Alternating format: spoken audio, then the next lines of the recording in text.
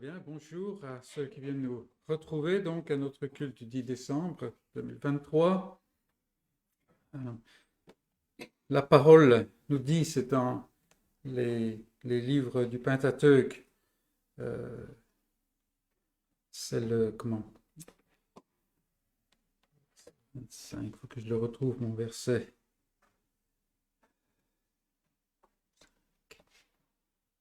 Voilà, le 7e jour, c'est Moïse qui donne des instructions à Israël. Le 7e jour, vous aurez une sainte convocation. Tout le monde se retrouvait devant la tente d'assignation.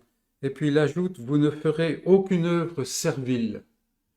Et c'est intéressant parce que j'ai regardé dans l'Ancien Testament cette histoire de sainte convocation et de ne pas faire d'œuvre servile, comme il est dit en français, revient continuellement. Et c'est intéressant pour nous de réfléchir à cela par rapport à notre dimanche. Mais voilà, et je vous invite à vous courber devant le Seigneur. Le début de ce culte. Seigneur notre Dieu, nous venons vers toi ce matin avec la conscience que effectivement tu nous adresses une sainte convocation. Ce n'est pas nous qui organisons une réunion, ce n'est pas nous qui voulons faire quelque chose, bien que notre cœur a été disposé à vouloir te rencontrer, mais c'est surtout toi, Seigneur, qui as mis à part un temps particulier dans cette semaine, qui a arrangé les choses de telle manière à ce que nous puissions venir, qui a même orienté nos pas et nos cœurs pour venir. Et donc nous nous présentons devant toi, Seigneur, conscients d'une part de ta grandeur, car tu es le Dieu qui créa toutes choses, tu es le Dieu qui est saint, qui est séparé en quelque sorte par ta pureté et ta sainteté totale. Et d'autre part, Seigneur, nous sommes, nous, les membres d'une race rebelle. Et tellement de fois pendant la semaine, nous voyons cette rébellion surgir de notre cœur sous diverses formes. Des fois, ce sont des formes qui sont polissées parce que nous sommes dans un environnement qui nous empêche de vraiment les exprimer. Mais Seigneur, nous pouvons faire écho aux paroles de ton apôtre d'antan, que en nous, il n'y a rien de bon qui existe. Nous ne pouvons pas produire en nous-mêmes le bien. Quelques biens ou quelques restreintes que nous puissions avoir par rapport à faire le mal, Seigneur, tout cela vient de toi.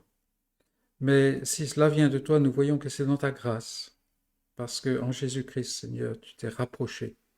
Tu as ôté l'obstacle qui t'empêchait d'entendre nos prières, qui t'empêchait d'accepter notre culte, un culte bien imparfait, parce que Jésus-Christ, Seigneur, s'est interposé. Jésus-Christ est venu. Lui, le médiateur qui tient les deux côtés.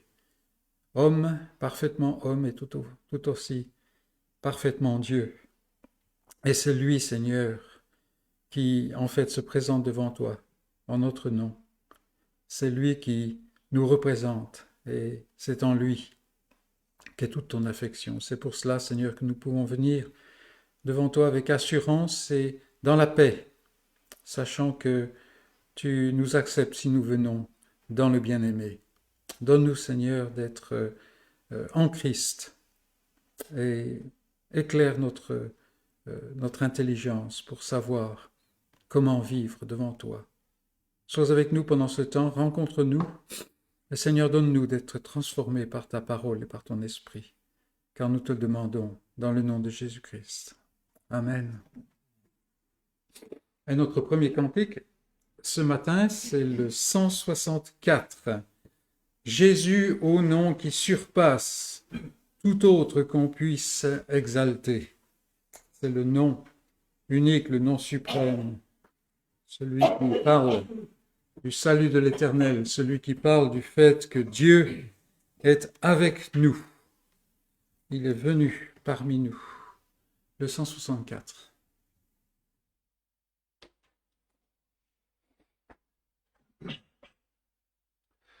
Jésus, au nom qui surpasse tous nos corps, puisse exalter, que jamais je ne me lasse, non béni de te chanter. Seul clarté qui rayonne sur les gloires du Seigneur, seul nom dont l'écho résonne dans le cœur même de Dieu. Jésus, c'est l'amour suprême de ton trône descendu, qui scelle ton diadème, le fond de l'homme perdu. C'est le roi qui s'humilie pour vaincre le révolté. C'est la divine folie dans la divine bonté qui pleura sur ceux qui pleurent, c'est l'homme méprisé qui mourut pour ceux qui meurent. C'est lui l'homme au cœur brisé, de ton sang et de ses larmes, il arrose à son chemin, et c'est par ses seules armes qu'il sauva le genre humain. Jésus, par qui Dieu pardonne, roi d'épines couronné, que le monde t'abandonne, à toi mon cœur s'est donné. Ta mort est ma délivrance, je suis heureux sous ta gloire. Ô Jésus, mon espérance, quel autre aurais-je que toi? Je ne sais pas si vous avez déjà entendu ça, il y a des gens qui disent que l'hymnologie française est bien pauvre par rapport à d'autres langues. Surtout, il y a très peu de doctrine, mais je pense que ce cantique apporte le démenti à cette façon de voir les choses. Bien, nous avons une lecture dans l'Ancien Testament, notre première lecture, dans le livre de Zacharie. Alors, Zacharie, c'est l'avant-dernier livre de l'Ancien Testament. C'est un prophète post-exilique avec Agé, et puis un siècle plus tard, il y aura Malachie. Zacharie, chapitre 13, c'est un prophète que j'affectionne beaucoup et j'ai déjà commencé à étudier certains passages, mais il faudra qu'on s'aventure dans ce livre qui est un petit peu obscur. Chapitre 13, et nous allons lire tout le chapitre. Zacharie 13. En ce jour-là, une source sera ouverte pour la maison de David et les habitants de Jérusalem, pour le péché et pour l'impureté. En ce jour-là, dit l'Éternel des armées, j'exterminerai du pays les noms des idoles, afin qu'on ne s'en souvienne plus. J'ôterai aussi du pays les prophètes et l'esprit d'impureté. Si quelqu'un prophétise encore, son père et sa mère qui l'ont engendré lui diront « Tu ne vivras pas, car tu dis des mensonges au nom de l'Éternel. » Et son père et sa mère qui l'ont engendré le transperceront quand il prophétisera. En ce jour-là, les prophètes rougiront de leur vision quand ils prophétiseront. et ils ne revêtiront plus un manteau de poil pour mentir. Chacun d'eux dira, je ne suis pas prophète, je suis laboureur, car on m'a acheté dès ma jeunesse. Et si on lui demande d'où viennent ces blessures que tu as aux mains, il répondra, c'est dans la maison de ceux qui m'aimaient que je les ai reçues. Épée, lève-toi sur mon berger, et l'homme qui est mon compagnon, dit l'Éternel des armées. Frappe le berger, et que les brebis se dispersent. Et je tournerai ma main vers les faibles, dans tout le pays, dit l'Éternel. Les 2 tiers seront exterminés, périront, et l'autre tiers restera. Je mettrai ce tiers dans le feu, et je le purifierai comme on purifie l'argent. Je l'éprouverai comme on éprouve l'or. Il invoquera mon nom, et je l'exaucerai. Je dirai, c'est mon peuple, et il dira, l'Éternel est mon Dieu. Et c'est la parole de Dieu. Alors bien sûr, avec des passages comme celui-ci en Zacharie, c'est assez obscur, n'est-ce pas? Et il y a des gens qui disent, bon, le prophète, là, il parle de la fin des temps. Et il y a une certaine dimension où c'est vrai. Mais aussi, vous avez remarqué qu'il y a plusieurs des versets de ce passage qui s'appliquent et qui sont cités par rapport à Jésus-Christ et sa première venue, sa venue en chair. Et en fait, sans aller dans les détails, comme je dis, il faudra qu'on revienne à ce livre un jour, sans aller dans les détails, ce qu'il faut qu'on retire d'une lecture rapide de ce passage, c'est que la venue de Jésus-Christ, il y a 2000 ans, a été un bouleversement cosmique et spirituel. Les choses ont complètement changé.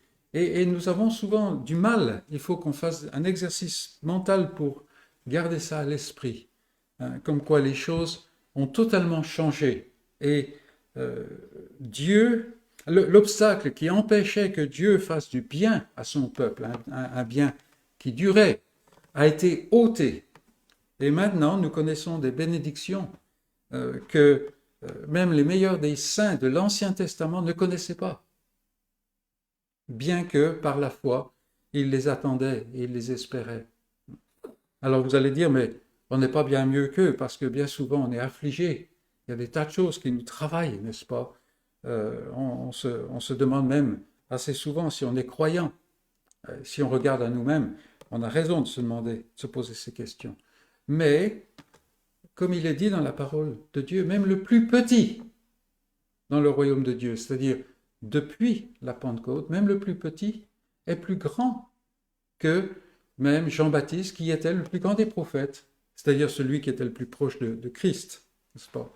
Donc, gardons cela à l'esprit, que la venue de Christ, quand nous lisons les évangiles, par exemple, nous lisons quelque chose, au sujet de quelque chose qui a vraiment transformé tout. Si bien qu'après, plus rien n'était pareil.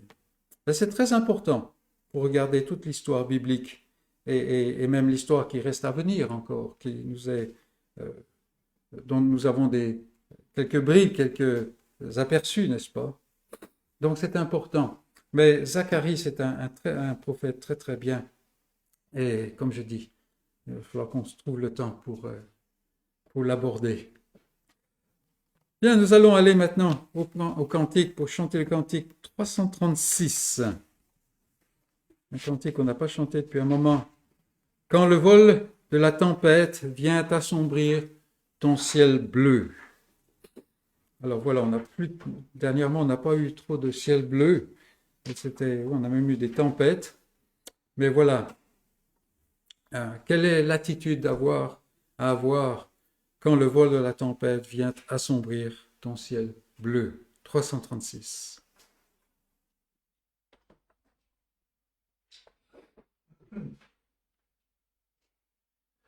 Quand le vol de la tempête vient assombrir ton ciel bleu, au lieu de baisser la tête contre les bienfaits de Dieu, contre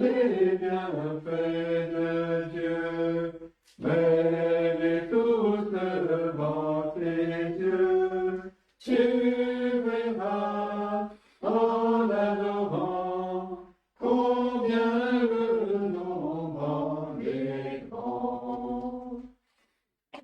Quand sur la route glissante, tu chancelles toute ta croix, pense à cette main puissante qui t'a béni tant de fois. Compte les bienfaits de Dieu, mets-les tous devant tes yeux, tu verras en adorant combien le nombre en est grand. Si tu perds dans le voyage plus d'un cher et doux trésor, pense au divin héritage qui là-haut te reste encore. Compte les bienfaits de Dieu, mets-les tous devant tes yeux, tu verras en adorant combien le nombre en est grand.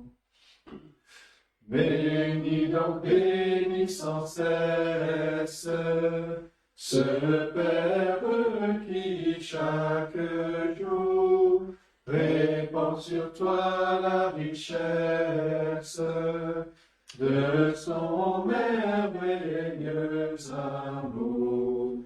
Compte les bienfaits de Dieu, mets-les tous devant tes yeux, tu verras en adorant combien le nombre en est grand. Pour notre deuxième lecture, je vous invite à ouvrir la parole de Dieu dans la lettre de Paul aux Galates. Nous allons au chapitre 5. Alors bien sûr, tout de suite, vous verrez que cela découle de mercredi, nos réflexions dans nos discussions. Galates 5. Et nous allons lire en premier le verset 1.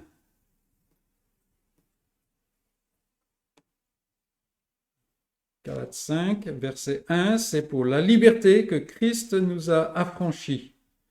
Demeurez donc fermes et ne vous laissez pas mettre de nouveau sous le joug de la servitude.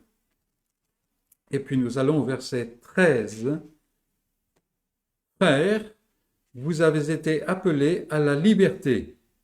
Seulement, ne faites pas de cette liberté un prétexte de vivre selon la chair, mais rendez-vous par amour, serviteurs, les uns des autres.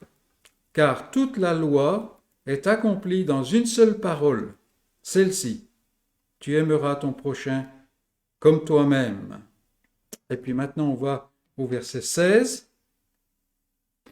Je dis donc, marchez selon l'esprit, et vous n'accomplirez pas les désirs de la chair. Car la chair a des désirs contraires à ceux de l'esprit, et l'esprit en a de contraires à ceux de la chair. Ils sont opposés entre eux, afin que vous ne fassiez point ce que vous voudriez. Si vous êtes conduits par l'esprit, vous n'êtes point sous la loi. Or, les œuvres de la chair sont évidentes. Ce sont la débauche, l'impureté, le dérèglement, l'idolâtrie, la magie, les rivalités, les querelles, les jalousies, les animosités, les disputes, les divisions, les sectes, l'envie, l'ivrognerie, les excès de table et les choses semblables. Je vous dis d'avance, comme je l'ai déjà dit, que ceux qui commettent de telles choses n'hériteront point le royaume de Dieu. Verset 22. Mais le fruit de l'esprit, c'est l'amour, la joie, la paix, la patience, la bonté, la bienveillance, la foi, la douceur, la maîtrise de soi. La loi n'est pas contre ces choses. Ceux qui sont à Jésus-Christ ont crucifié la chair avec ses passions et ses désirs. Si nous vivons par l'Esprit, marchons aussi selon l'Esprit. Ne cherchons pas une vaine gloire en nous provoquant les uns les autres, en nous portant envie les uns aux autres. Et ici, nous avons cette charte du croyant, mais on a aussi l'autre côté.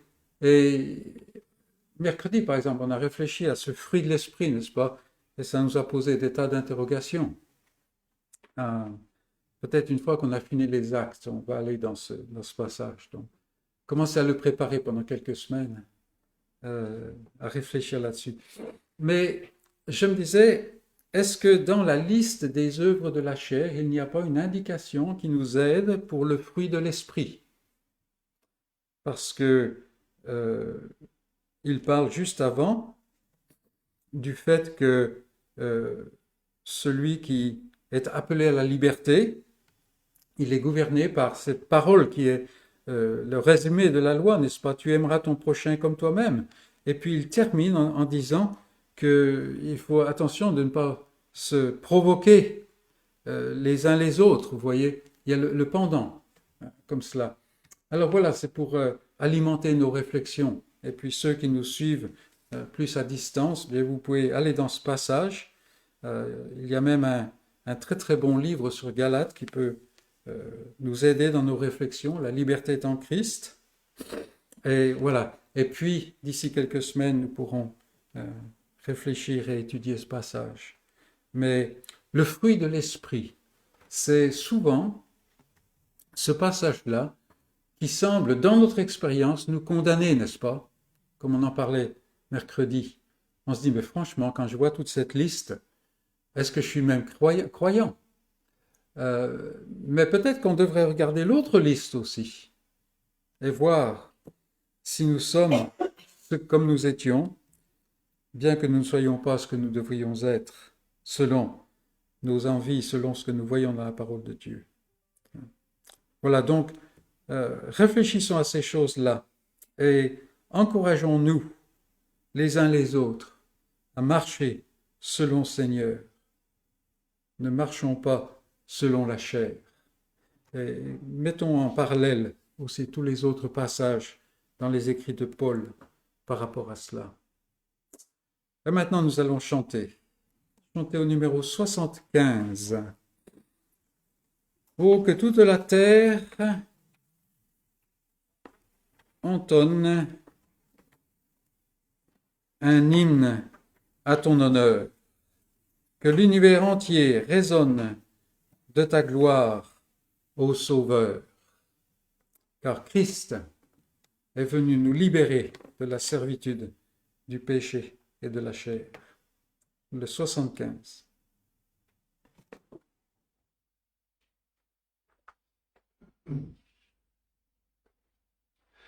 Pour que toute la terre entonne un hymne à ton honneur, que l'univers entier résonne de ta gloire, ô Sauveur. Ton nom c'est l'amour et la vie, la grâce et le pardon. Et l'âme écoute et se confie à toi dans l'abandon.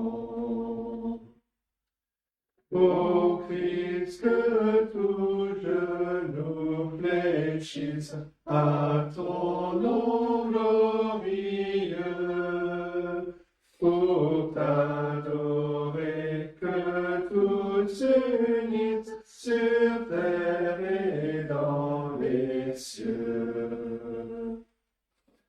À toi louange, honneur et gloire, à ton nom, Jésus. Ta croix remporte la victoire et sauve les perdus.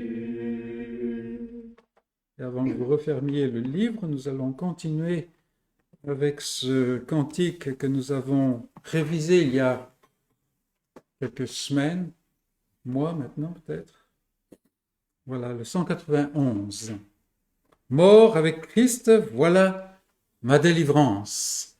Donc vous voyez, on revient là, nous sommes morts avec Christ. C'est ce que Paul disait, nous avons crucifié la chair. C'est cela, c'est pas une phrase religieuse. Hein. C'est le fait qu'on met la chair à mort. C'est une lutte, c'est un combat, jusqu'à la mort. Donc 191. J'espère qu'on va pouvoir s'en rappeler. Oui, quand même. On l'a répété, n'est-ce pas?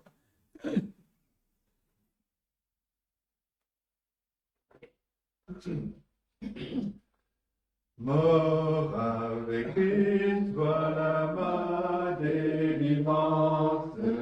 Car comme Christ à la croix attaché, tout mon vieil homme a perdu sa puissance. À Golgotha, je l'ai crucifié. Mort avec Christ à la croix du calvaire, dans le baptême en puissance devenue, ressuscité par la gloire du Père, je puis marcher en vainqueur par l'Esprit. Ressuscité par l'Esprit de la gloire, en nouveauté de vie me conduit. Je puis marcher de victoire en victoire, Christ le vainqueur vit en moi par l'Esprit. Mort avec Christ à la croix du calvaire, dans le baptême en puissance devenue, ressuscité par la gloire du Père, je puis marcher en vainqueur par l'Esprit. Je suis à Christ, à lui ma vie entière, et puisqu'il vit dans ton corps maintenant, je veux dépendre de Christ et des frères, humble et soumis dans un amour ardent. Mort avec Christ à la croix du calvaire, dans le baptême en puissance devenue, ressuscité par la gloire du Père, je puis marcher en vainqueur par l'Esprit. Venons devant le trône de la grâce, prions. Seigneur notre Dieu, nous chantons ces choses, nous lisons ces merveilleuses paroles, mais tu le sais, parce que ton Fils a été fait homme. Tu sais combien notre cœur est prompt à nous condamner, et combien notre cœur a l'intelligence d'aller rechercher toutes ces choses qui, en fait, dans notre vécu, militent contre notre affirmation de t'appartenir. Seigneur, nous ne vivons pas comme nous devrons vivre. Et notre chair se festoie de cela. Elle ne cesse de retourner, Seigneur, à nos imperfections, alors que ta parole ne parle pas de nos imperfections, mais de notre incapacité. Ce n'est pas que nous ne pouvons pas faire les choses comme il faut, nous ne pouvons rien faire par nous-mêmes. Et nous avons, Seigneur, la bêtise d'écouter notre chair, alors que, comme nous venons de le chanter, il nous faut revenir à Golgotha.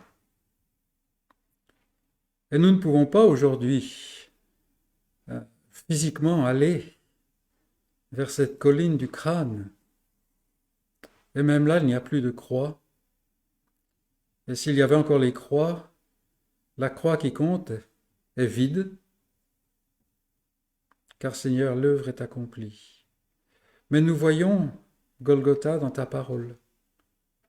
Et Seigneur, nous devons reconnaître à notre honte que ta parole est le dernier endroit où nous allons quand nous sommes attaqués par la chair. On a tendance à se reposer follement et inconsciemment sur notre capacité pour trouver quelques lambeaux de justice. Ô Seigneur, donne-nous d'aller à Golgotha, de voir que toute la justice est en Christ et que cette justice est frappée par ta justice et ta sainteté pour libérer ton peuple. Et que, quelle que soit la manière dont nous vivons, Seigneur, si nous sommes en Christ, nous sommes dégagés de tout. Et ceux qui objectent, Seigneur, à cela, nous accusent en disant que cela nous pousse à faire n'importe quoi, à vivre comme n'importe quoi. Mais tu le sais, Seigneur, c'est faux, parce que tu as mis dans notre cœur cette semence divine. Et Seigneur, tu as transformé notre nature, si bien que là où nous te haïssions, où nous ne tenions aucun compte de toi, où nous te transformions en une sorte de divinité fabriquée de l'homme, Seigneur, maintenant, nous t'aimons. Et cet amour ne vient pas de nous, mais c'est l'amour que tu as planté par ton esprit dans notre cœur. Ô notre Dieu, nous t'implorons d'orienter nos yeux, nos pensées dans la bonne direction et de venir et revenir à Golgotha, car c'est là que tu fais la paix. Et c'est ce sang qui a été versé, qui a été ensuite emporté et qui est maintenant dans le lieu de la paix, au-delà du voile, dans le ciel même, dans ta présence. Et ce sang parle de choses beaucoup plus puissantes que le sang de Abel qui demande vengeance. Ce sang de ton Fils, Seigneur, parle de paix, d'expiation. Il te rend propice envers nous, si bien que tu nous adoptes en Christ dans ta famille. Et non seulement nous jouissons de tous les bienfaits de l'adoption, mais Seigneur, tu nous as donné ta propre nature. Tu as fait de nous tes enfants. Ô Seigneur, quelle grâce! Donne-nous, Seigneur, de vivre cette grâce. Donne-nous de lutter contre notre chair sur tous les fronts. Surtout, Seigneur, quand elle veut nous enlever notre paix. Seigneur, si nous ne sommes pas en Christ, alors n'ôte pas notre paix, car c'est une paix qui est fausse. Et amène-nous, Seigneur, à cette croix où celui qui n'a pas péché est frappé. Et donne-nous de voir, par la foi que ton Esprit donne, que c'est pour ce peuple, pour tous ceux qui reconnaissent leur incapacité, leur péché, leur transgression, tous ceux qui aussi voient que l'œuvre de Christ est parfaite, qu'il est mort. Et Seigneur, alors, l'obstacle est ôté. Seigneur, nous te prions que tu œuvres en chacun de nous, soit pour nous assurer, nous affermir dans cette élection, soit, Seigneur, pour nous amener à voir notre danger et la solution que tu as donnée en Jésus-Christ, celui qui est venu, qui a payé. Ô Seigneur, cet évangile, nous avons besoin de toute notre vie pour commencer à comprendre. Nous comprenons quelque chose et tout d'un coup nous avons des tas d'autres pistes qui s'ouvrent. Et nous voyons comme toute chose s'entremêle et se tisse en Jésus-Christ. Donne-nous, Seigneur, de méditer sur ces choses continuellement. Nous ne voulons pas être dissociés du monde, car tu nous as laissés dans ce monde. Mais Seigneur, ne nous laisse pas à la merci et asservis à l'esprit de ce monde, mais donne-nous d'être véritablement libres, de pouvoir réfléchir à toute la grâce que tu déverses pour nous en Jésus-Christ. Nous te prions cela pour nous-mêmes, Seigneur, nous te prions cela pour ton Église. Nous vivons un jour où ton Église, bien présente partout dans le monde, Seigneur, est attaquée de toutes parts. C'est vraiment la grande tribulation. Il y a le monde qui l'attaque, il y a la religion qui l'attaque. Il y a toutes sortes de choses, Seigneur, et ton propre ennemi, celui qui a voulu s'élever à ta place, attaque ton Église. Mais Seigneur, nous savons que cette Église, c'est toi qui l'as bâtie et que les portes de la mort, les portes du séjour des morts ne pourront pas prévaloir contre elle, mais qu'elle durera. Et non seulement cela, mais que chaque jour l'amène à une perfection toujours grandissante jusqu'à ce jour, Seigneur, où devant l'univers entier, cette épouse glorieuse paraîtra. Et Seigneur, dans ta grâce, nous en ferons partie. Ô notre Dieu, ta parole nous dit que celui qui a cette espérance en lui se purifie comme toi-même es pur. Remplis-nous toujours davantage de cette espérance, Seigneur, et donne-nous l'énergie de lutter. Sois avec ton Église, Seigneur, partout. Tu connais les divers endroits, il y a des lieux, des cultures où l'Église, pour le moment, est triomphante.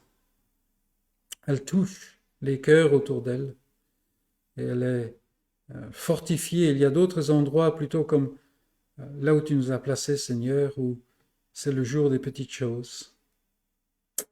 Oh, notre Dieu, quoi qu'il en soit, nous avons ta présence. Donne-nous de sentir cette présence réellement. Et fortifie-nous, Seigneur, pour tenir dans le jour adverse. Sachant, Seigneur, que toi, tu utilises le témoignage de ton peuple pour toucher les cœurs. Donne-nous de vivre devant les autres. Donne-nous de parler aux autres quand tu ouvres la porte. Donne-nous de rechercher ces occasions. Car, Seigneur, il y en a qui n'ont pas encore entendu. Et comme le dit ta parole, tu as un peuple nombreux. Ô notre Dieu, conduis-nous vers ces gens. Protège-nous de ceux qui veulent gaspiller notre temps, mais emmène-nous, Seigneur, vers ceux que tu connais de toute éternité qui ne te connaissent pas encore et qui ont besoin d'entendre pour croire. Seigneur, nous te prions pour chacun de tes enfants. Il y en a qui sont affligés en leur fort intérieur. Tu les affermis, Seigneur, tu leur donnes de tenir dans le jour mauvais et de cette manière de grandir. Il y a, Seigneur, parmi tes enfants, beaucoup qui ont des tas d'interrogations. Seigneur, sois la réponse, car en Jésus-Christ, tu réponds à toutes choses. Seigneur, donne-nous d'oser avoir des interrogations, car tes réponses sont comme des bijoux, comme des pierres précieuses. Et nous te prions, Seigneur, que dans ce temps, nous allons ouvrir ta parole d'une manière particulière. Tu nous conduises, tu nous rendes attentifs, mais surtout tu nous aides, Seigneur, à comprendre ces choses spirituellement, de sorte à ce que nous puissions vivre une vie qui t'honore dans la difficulté de cette vie. Sois avec celui qui va nous apporter la parole, donne-lui clarté d'esprit, clarté de parole, recouvre-le de ton onction. Mais donne-nous aussi, Seigneur, d'avoir des oreilles pour entendre, car il est tellement facile, Seigneur, de battre la campagne, de penser à toutes sortes d'autres choses, plutôt que de se concentrer sur ce que toi tu dis. Et donne-nous, Seigneur, de grandir. Nous en avons besoin, tu le veux, et c'est pourquoi nous te demandons, Seigneur, d'œuvrer en nous, en chacun de nous, et partout là où ta parole est annoncée, avec clarté et avec puissance, avec fidélité. Et pour les endroits, Seigneur, où ta parole est mise de côté, nous te prions que ton esprit œuvre par la conviction de péché, par la conviction du jugement, et Seigneur, par ces choses qui font que l'homme désire changer. Ô notre Dieu, sois béni, et que ton nom soit glorifié parmi nous, et en nous, nous te prions, Jésus-Christ. Amen. Donc avant le message, nous allons chanter au 179, numéro 179, Ta parole, Seigneur.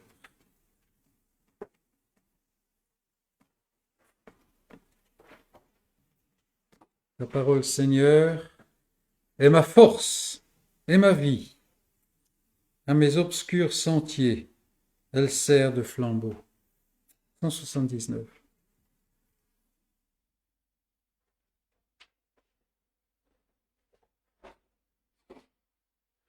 Ta parole, Seigneur, est ma force et ma vie.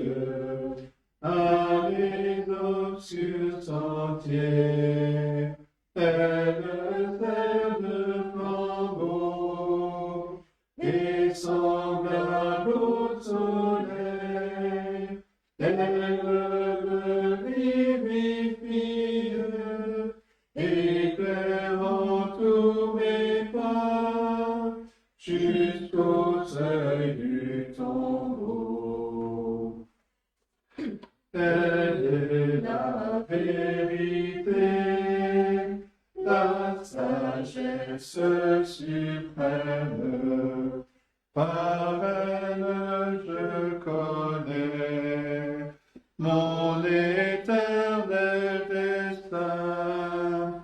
Ce fidèle miroir me dévoile à moi-même en me montrant mon cœur toujours au mal enclin.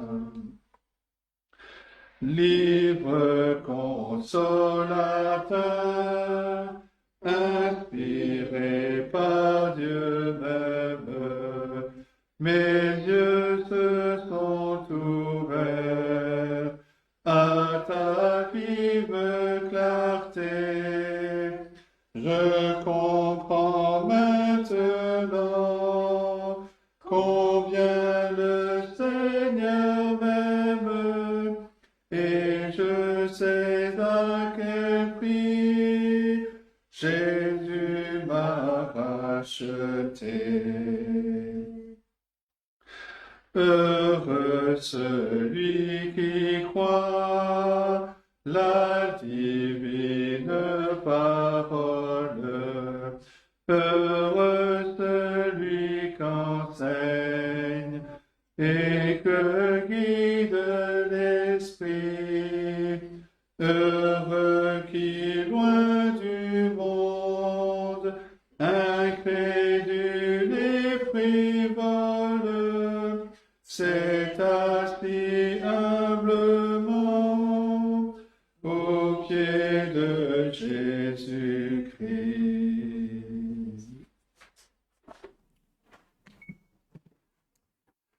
Je vous invite à ouvrir la parole de Dieu dans la lettre aux Hébreux.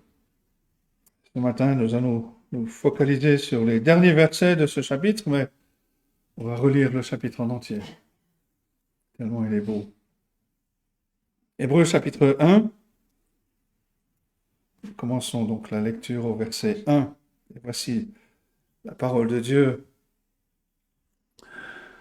Après avoir autrefois, à plusieurs reprises et de plusieurs manières, parlé à nos pères par les prophètes, Dieu, dans ces derniers temps, nous a parlé par le Fils. Il l'a établi héritier de toutes choses. Par lui, il a aussi créé l'univers.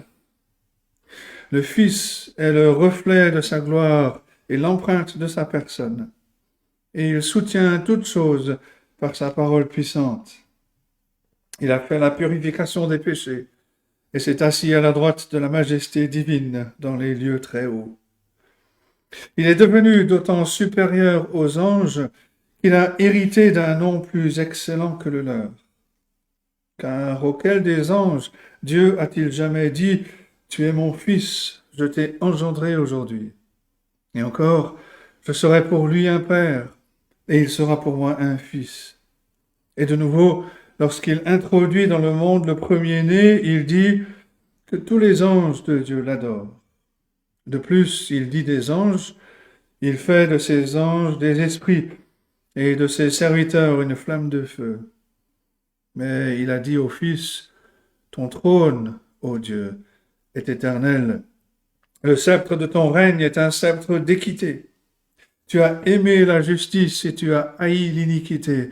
C'est pourquoi, ô Dieu, ton Dieu t'a oint d'une huile de joie au-dessus de tes collègues. Et encore, toi, Seigneur, tu as au commencement fondé la terre, et les cieux sont l'ouvrage de tes mains. Ils périront, mais tu subsistes. Ils vieilliront tous comme un vêtement. Tu les rouleras comme un manteau, et ils seront changés. Mais toi, tu restes le même, et tes années ne finiront point.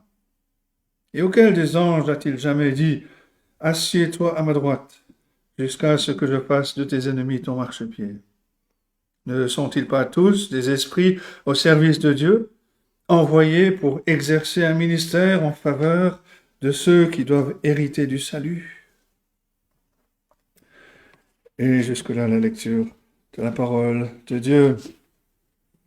Ce premier chapitre de cette lettre aux Hébreux est sans doute le chapitre dans le Nouveau Testament qui présente le mieux la divinité du Seigneur Jésus-Christ avec beaucoup de profondeur, beaucoup de ferveur. D'autres chapitres sont aussi remarquables dans leur présentation de la divinité du Seigneur Jésus-Christ. On peut penser à Jean chapitre 1, par exemple, ou le premier chapitre de la lettre de Paul aux Colossiens. Mais ce premier chapitre de la lettre aux Hébreux dépasse les autres pour le poids considérable de son témoignage en faveur de la nature divine du Seigneur Jésus-Christ. Et cela vient du fait qu'il cite l'Ancien Testament à 7 reprises. Il s'appuie sur le témoignage de l'Écriture. Et dès le début, Hébreux chapitre 1 nous présente le Seigneur Jésus-Christ dans la relation la plus étroite avec Dieu le Père et avec son œuvre. Le Seigneur Jésus-Christ est appelé héritier de toutes choses. Par lui, Dieu a créé l'univers. Il est le reflet de sa gloire, l'empreinte de sa personne. Il soutient toutes choses par sa parole puissante. Versets 2 et 3. Au verset 6, on voit les anges l'adorer. Et on sait, par le témoignage des anges, que seul Dieu doit être adoré. Rappelez-vous l'ange qui reprend l'apôtre Jean en Apocalypse 19. Mais s'il reste le moindre doute sur le fait que le Fils est Dieu, cela est dissipé quand nous lisons verset 8, ces paroles, ton trône, ô Dieu, est éternel. Et c'est le Père qui parle au Fils. C'est un grand passage trinitaire. Le Fils est appelé Dieu. Et c'est pourtant aussi son Dieu qui lui parle. C'est Dieu le Père qui lui parle. C'est pourquoi, ô Dieu, ton Dieu t'a oint d'une huile de joie au-dessus de tes collègues. Mais le verset 10 commence notre passage ce matin. Et c'est le point culminant de toute cette présentation. Ici, l'Esprit Saint, à travers l'auteur de cette lettre, nous informe de ce que le Père dit au Fils. Verset 10 et suivant. Toi, Seigneur, tu as au commencement fondé la terre. Les cieux sont l'ouvrage de tes mains. Ils périront, mais tu subsistes. Ils vieilliront tous comme un vêtement. Tu les rouleras comme un manteau et ils seront changés, mais toi, tu restes le même. Tes années ne finiront point. Il est de tradition, quand on parle des attributs de Dieu, de distinguer entre ses attributs transmissibles et ses attributs intransmissibles. Certains des attributs de Dieu qu'il peut communiquer et qu'il nous communique sont, par exemple, la bonté, la miséricorde, la sainteté. Mais d'autres attributs font partie intégrante de la divinité de Dieu. Ils ne peuvent pas être communiqués à des créatures mortelles. Et dans ces versets, ce sont des attributs incommunicables qui sont attribués au Fils. Des attributs comme l'éternité, la toute-puissance, l'immuabilité. En fait, l'auteur veut nous ramener à Genèse 1, verset 1. Au commencement, Dieu créa les cieux et la terre. Et ici, cette œuvre de création est attribuée au Seigneur Jésus-Christ, avec toutes les implications de la divinité qui l'accompagne. On observe aussi un contraste entre la création et le Fils de Dieu. L'auteur nous dit que le ciel et la terre vont périr. Les grandes œuvres de Dieu dans la création vont prendre fin. La majesté des montagnes, le grondement d'une chute d'eau, la beauté d'une vallée, toutes ces choses vont suivre leur cours et finir par périr. Comme un vieil ensemble de vêtements, ils vont s'user et ils s'usent encore aujourd'hui. Les étoiles utilisent leur hydrogène, la matière est convertie en énergie, il y a une perte. Notre univers est un univers qui meurt, qui va vers sa fin. Et si cela est vrai de la création de Dieu, cela est encore plus vrai du travail de l'homme. Les plus hauts gratte-ciel vont tomber, les barrages vont éclater, les plus grandes réalisations seront oubliées. Et tout cela ne va pas seulement se produire au cours de l'histoire, avec la dégradation naturelle, la pourriture, mais cela se fera aussi de manière soudaine, quand le Fils de Dieu reviendra à la fin de l'histoire pour juger le monde. Il va l'enrouler comme un vêtement, comme un manteau. Il va l'échanger selon sa volonté pour un nouveau vêtement, pour un nouveau monde. L'apôtre Pierre écrit dans sa deuxième lettre, au chapitre 3, verset 10, « Le jour du Seigneur viendra comme un voleur. En ce jour, les cieux passeront avec fracas, les éléments embrasés se dissoudront, la terre avec les œuvres qu'elle renferme sera consumée. » L'apôtre Paul écrit en 1 Corinthiens 7, verset 31, « La figure de ce monde passe. » Mais concernant le Fils de Dieu, on lit le contraire. Comme le dit l'auteur ici, « Ils périront, mais tu subsistes. Ils vieilliront tous comme un vêtement. Tu les rouleras comme un manteau. Ils seront changés. Mais toi, tu restes le même. Et tes années ne finiront point. » Difficile d'imaginer une représentation plus emphatique de la divinité du Seigneur Jésus-Christ. Le Seigneur Jésus-Christ puissant, digne de notre foi. Et pour continuer sa présentation, l'auteur donc va citer encore l'Ancien Testament. On a déjà vu les 5 premières citations. Et chaque fois qu'on voit une citation de l'Ancien Testament, il est bon de regarder son contexte original parce que l'auteur du Nouveau Testament a souvent le contexte à l'esprit. Et cela est vrai pour les versets 10 à 12, une longue citation du psaume 102. Et le psaume 102 a pour sous-titre « Prière d'un malheureux ». Lorsqu'il est abattu, il répand sa plainte devant l'Éternel. Et c'est le premier grand point, le psaume 102. Lamentation et réjouissance. Et dans la première moitié de ce psaume 102, l'auteur déplore justement la décomposition de la vie, la faiblesse, finalement l'échec de toute chose créée, en particulier la nature humaine. Psaume 102, à partir du verset 4 par exemple, « Car mes jours s'évanouissent en fumée, mes os sont enflammés comme un tison, mon cœur est frappé et se dessèche comme l'herbe. J'oublie même de manger mon pain. Mes gémissements sont tels que mes os s'attachent à ma chair. Je ressemble au pélican du désert. Je suis comme le chat huant des ruines. Je n'ai plus de sommeil. Je suis comme l'oiseau solitaire sur un toit. Chaque jour, mes ennemis m'outragent. Et c'est par moi que jurent mes adversaires en fureur. Je mange la poussière au lieu du pain. Je mêle mes larmes à ma boisson. Et en particulier, l'auteur voit sa mortalité comme le résultat de la séparation de l'homme avec Dieu à cause du péché. Dans le psaume 102, il écrit à cause, verset 11, « À cause de ta colère et de ta fureur, tu m'as soulevé et jeté au loin.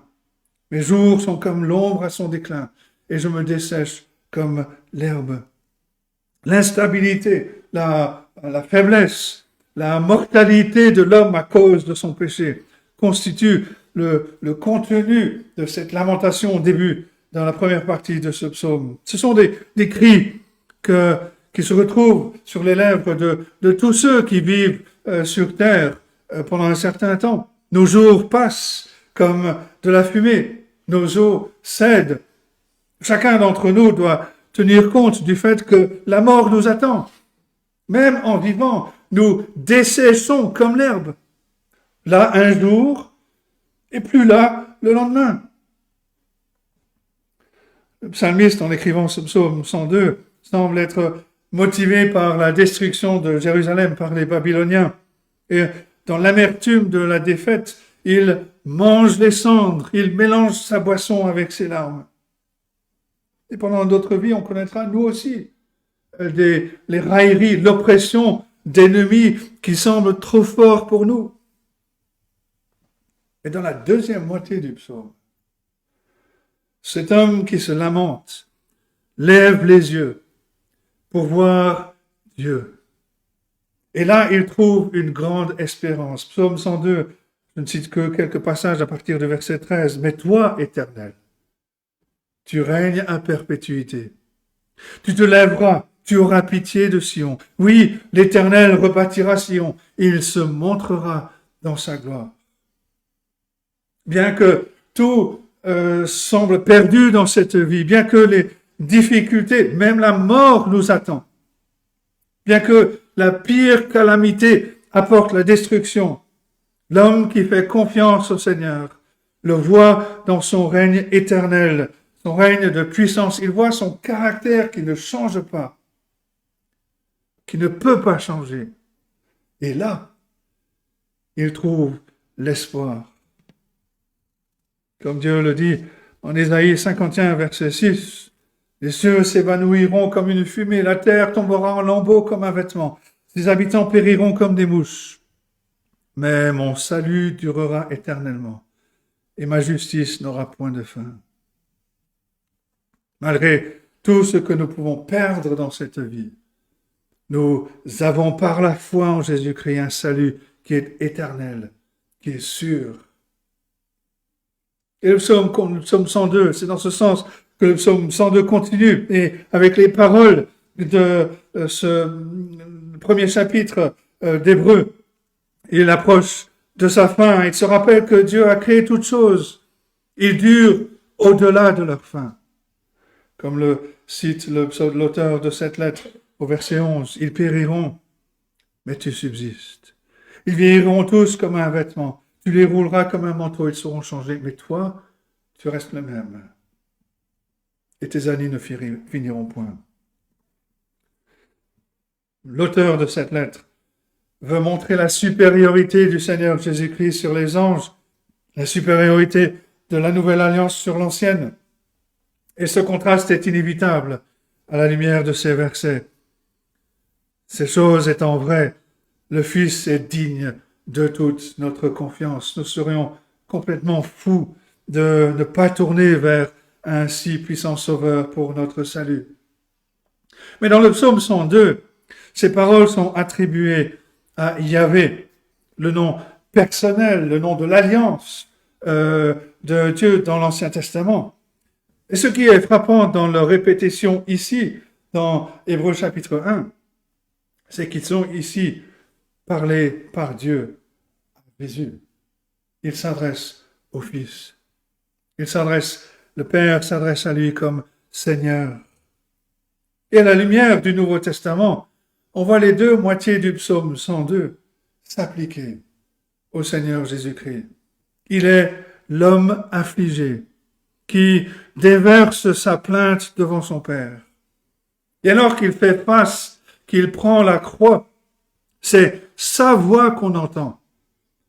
Cette voix qui crie « Mes jours s'évanouissent en fumée, mes os sont enflammés comme un tison, mon cœur est frappé, se dessèche comme l'herbe.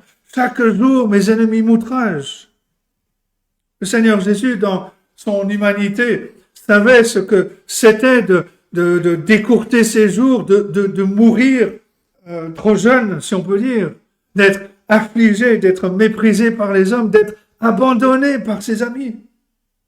Crucifié dans la honte, il est mort d'une mort maudite, avec toute l'amertume, toute l'obscurité qu'un homme peut éprouver. Et la seconde moitié du psaume constitue la réponse du ciel au cri d'angoisse du Seigneur. Oui, en tant qu'homme maudit, rejeté, mort sur la croix, mais aussi en tant que Fils ressuscité, élevé dans la gloire. Dieu lui dit, psaume 102, verset 13, « Toi, Éternel, tu règnes à perpétuité. » Oui, le monde t'a crucifié, mais moi, je t'ai intronisé, je t'ai placé sur le trône. Ils périront, mais tu subsisteras. Ils s'useront tous comme un vêtement, tu les changeras comme un habit, ils seront changés, mais toi, tu restes le même. Tes années ne finiront pas. Un commentateur explique, c'est Arthur Pink, dans son commentaire, qui écrit « C'était la réponse de Dieu à la prière du Seigneur Jésus-Christ, qui se voyait être fauché à la fleur de l'âge. En tant qu'homme, dans la résurrection, il a reçu la vie pour toujours. » Est-ce qu'on le comprend vraiment? Depuis près de 2000 ans, depuis la croix, des hommes sont nés, ils ont vécu, puis ils sont morts. Des hommes d'État, des empereurs, des rois sont apparus sur la scène, ils sont décédés. Mais il y a un seul homme glorieux qui traverse les siècles, qui, dans sa propre humanité, jette un pont sur ces 2000 ans. Il n'a pas été consumé par la mort. Il n'a même pas vieilli. Il est le même hier, aujourd'hui et éternellement. Psaume 102 est un merveilleux portrait de ce que sont la résurrection et l'ascension du Seigneur Jésus-Christ. Et on peut voir pourquoi l'auteur de cette lettre aux Hébreux a tourné vers ses pensées vers ce grand psaume. Mais dans le verset 13, on trouve un autre grand psaume. Et c'est la 7e citation de l'Ancien Testament, dans ce chapitre 1, que l'auteur utilise pour montrer la suprématie du Seigneur Jésus-Christ. Verset 13, nous sont les paroles d'ouverture du psaume 110. Auquel des anges a-t-il jamais dit, « Assieds-toi à ma droite jusqu'à ce que je fasse de tes ennemis ton marchepied » C'est le deuxième grand point. Psaume 110, assis à la droite de Dieu. Si les paroles du psaume 102 sont la réponse verbale de Dieu à la croix, dans cette citation du psaume 110, on voit l'action de Dieu qui accompagne ces paroles. Cette intronisation est en accord avec ce qui a été dit plus tôt, à la fin du verset 3. Il a fait la purification des péchés et s'est assis à la droite de la majesté divine dans les lieux très hauts. Le psaume 110, vous le savez sans doute, est le psaume qui est le plus cité dans le Nouveau Testament. Et cela en raison, en particulier, de ce qu'il nous dit sur le lieu où le Seigneur Jésus-Christ est allé quand il a quitté ce monde, quand il a été élevé dans la gloire, et aussi ce qu'il fait maintenant. L'image de lui en étant assis est une image qui provient de la cour orientale où le roi était assis sur son trône et ses serviteurs se tenaient devant lui pour montrer leur respect, mais aussi pour mettre en évidence sa suprématie sur eux. Et c'est l'image que la Bible nous donne de la salle du trône, dans des passages comme Apocalypse chapitre 7 par exemple, où les anges, les vieillards, les créatures se tiennent devant le Dieu souverain qui est sur son trône. Ils l'adorent, ils sont prêts à faire sa volonté. Quand quelqu'un entend qu'on lui dit « assieds-toi à ma droite », cela signifie qu'il reçoit un grand honneur, qu'il a une dignité particulière. Cela met en avant le rang, le pouvoir, l'autorité. Le fait que le Seigneur Jésus-Christ soit assis sur le trône de Dieu ne signifie pas qu'il est inactif. Au contraire, il est très attentif pour les affaires de son peuple, de son troupeau. Étant assis, il exerce son autorité sur et pour le bien de l'Église. On étudie le livre des Actes les mercredis soirs. Quand on parcourt le livre des Actes, on voit à quel point le Seigneur Jésus-Christ, élevé dans la gloire, assis sur son trône, était actif pour le bien de l'Église primitive. Il a envoyé l'Esprit Saint pour fortifier ses messagers humains, pour amener d'autres à la foi, comme en Actes chapitre 2, le jour de la Pentecôte.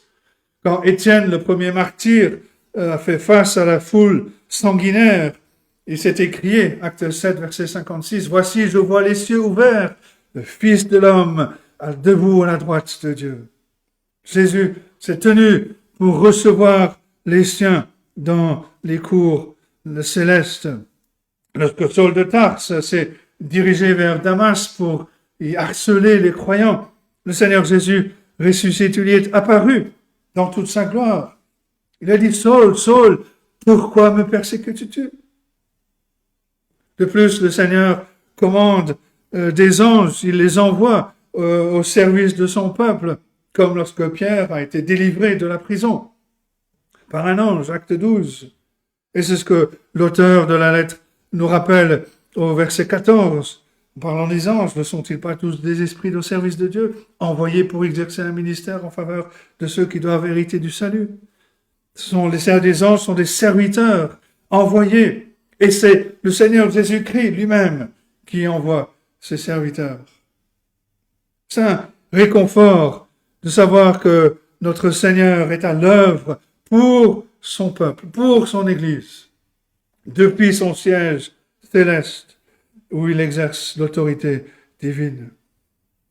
On ne saura peut-être jamais combien de fois, quand ou à quel moment il a envoyé des anges pour nous servir quand on était dans le besoin, ou pour contrecarrer des ennemis, des antagonistes, ou pour renouveler notre volonté, pour nous guider.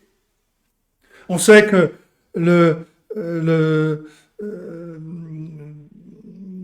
comme le prophète Élisée, on ne sait pas combien de fois on a reçu une aide invisible de la part de ses serviteurs que le Seigneur envoie pour exercer un ministère en faveur de ceux qui doivent hériter du salut. Mais c'est un réconfort de le savoir. Bien sûr, le Seigneur envoie le Saint-Esprit pour nous enseigner, pour enseigner à son sujet, pour éclairer notre esprit dans la connaissance de Dieu, pour renouveler notre volonté, pour nous guider sur le chemin de la justice.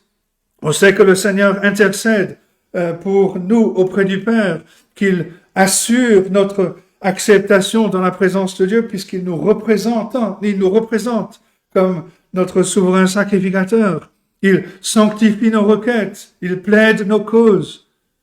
depuis ce siège à la droite de Dieu, ce siège de faveur, ce siège d'autorité. Il est occupé pour le bien de son peuple. Celui qui soutient toutes choses par sa parole puissante, comme le dit le verset 3, est aussi celui qui soutient notre foi par son intercession pour nous. Comme le Seigneur Jésus l'a dit à Pierre avant son temps de faiblesse, en Luc 22, Simon, Satan vous a réclamé pour vous cribler comme le froment. Mais j'ai prié pour toi, afin que ta foi ne défaille point. Luc 22, 31.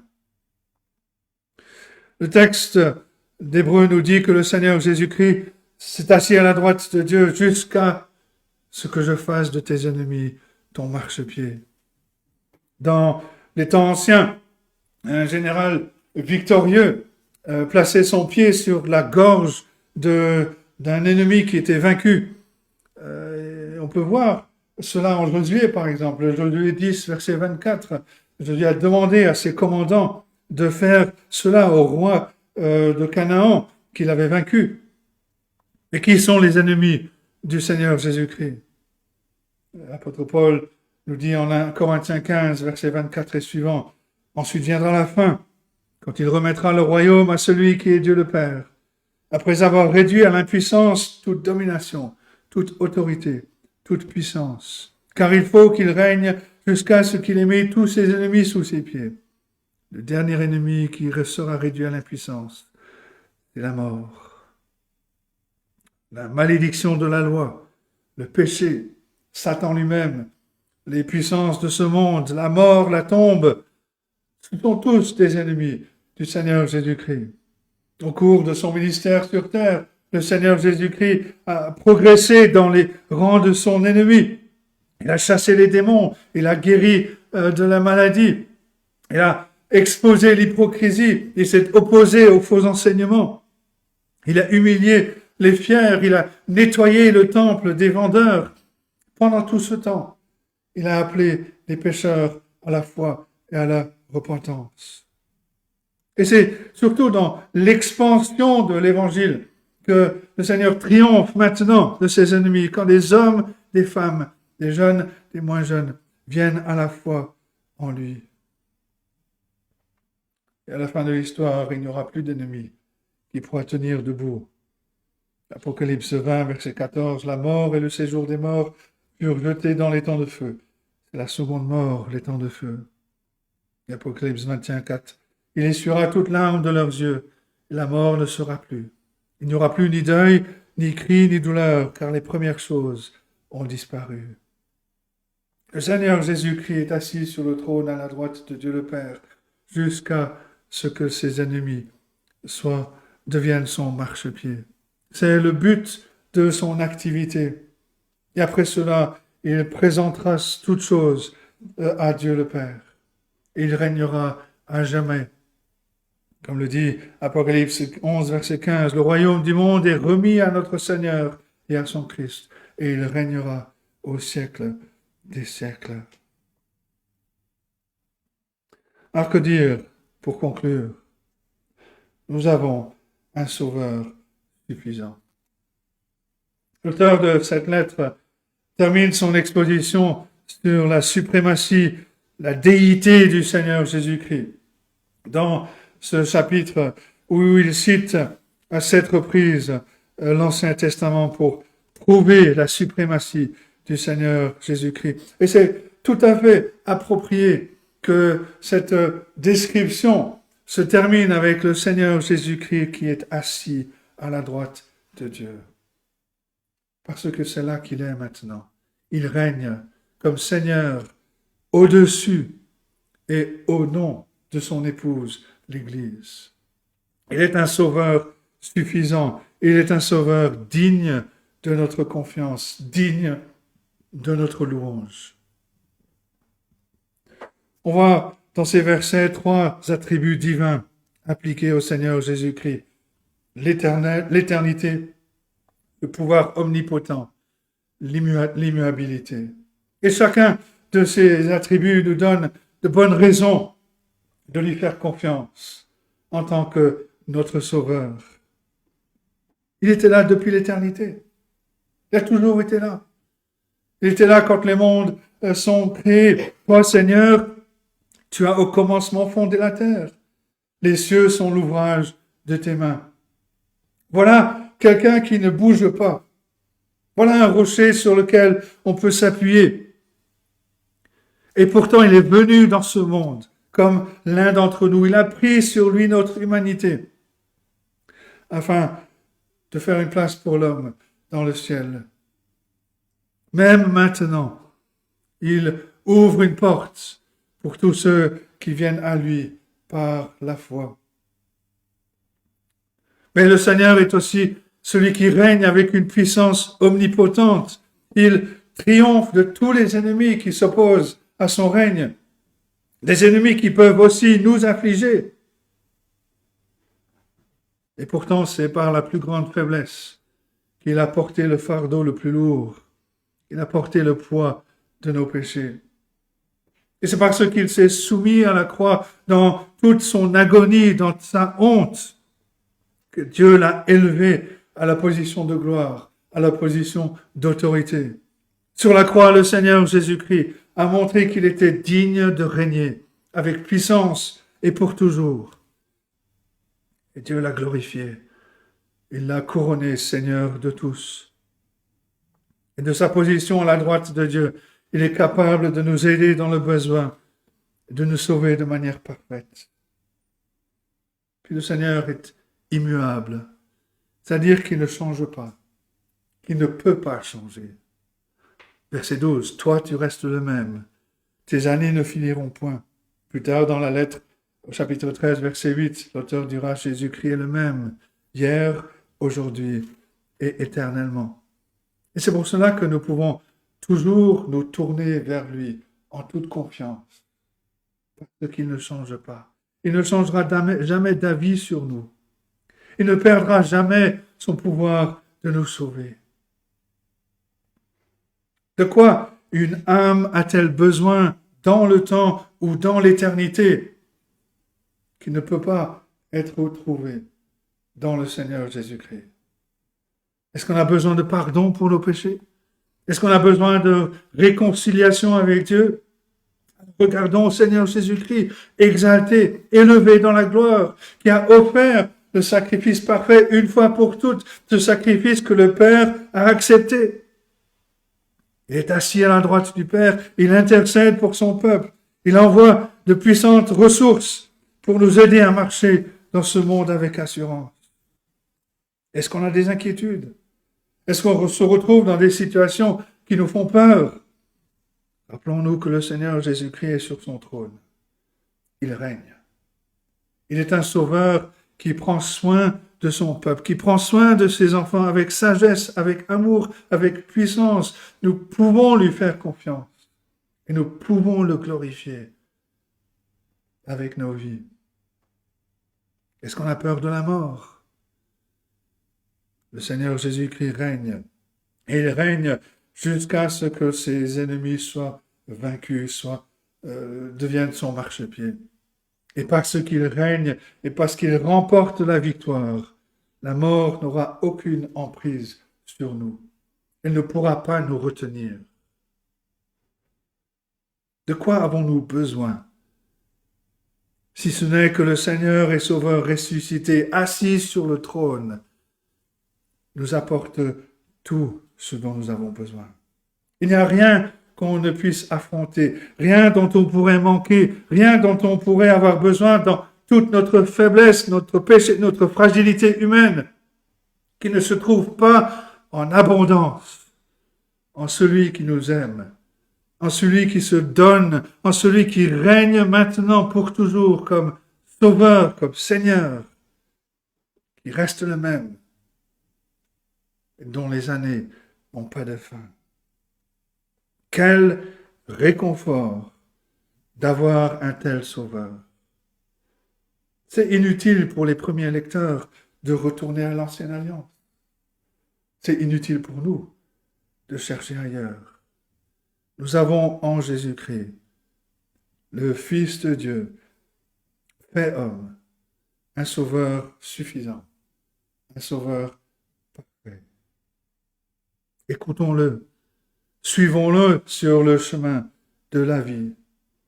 Et que Dieu nous aide à être de plus en plus émerveillés devant la perfection, la gloire, la grandeur de ce Sauveur qui nous a donné, qui nous aide à être toujours plus surpris, toujours plus étonnés devant cette œuvre qu'il a accomplie en son Fils, notre Seigneur Jésus-Christ. Qu'en retour à son amour pour nous, nos cœurs débordent d'amour pour lui. Et que nous ne cessions de chanter ses louanges. Que Dieu nous aide à méditer ces choses. Qu'il bénisse sa parole à nos cœurs.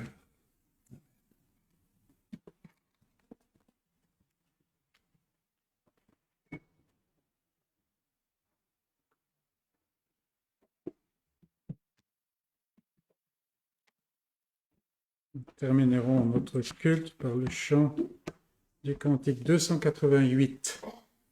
La voix du Seigneur m'appelle, prends ta croix et viens, suis-moi. Je réponds, Sauveur fidèle, me voici, je suis à toi. 288.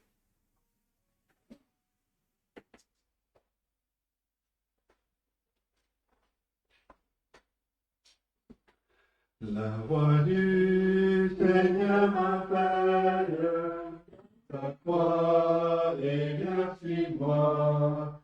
Je réponds, Sauveur fidèle, me voici, je suis à toi. Jusqu'au bout, je veux te suivre, dans les bons, les mauvais jours. À toi pour mourir et vivre, à toi Jésus pour toujours. Mais le chemin du calvaire est étroit et périlleux. C'est un chemin solitaire, difficile et ténébreux. Jusqu'au bout, je veux te suivre, dans les bons et mauvais jours. À toi pour mourir et vivre, à toi Jésus pour toujours. Il faut quitter ce qu'on aime, savoir être mal jugé, endurer la dure même du monde être méprisé. Jusqu'au bout, je veux te suivre, dans les bons, les mauvais jours.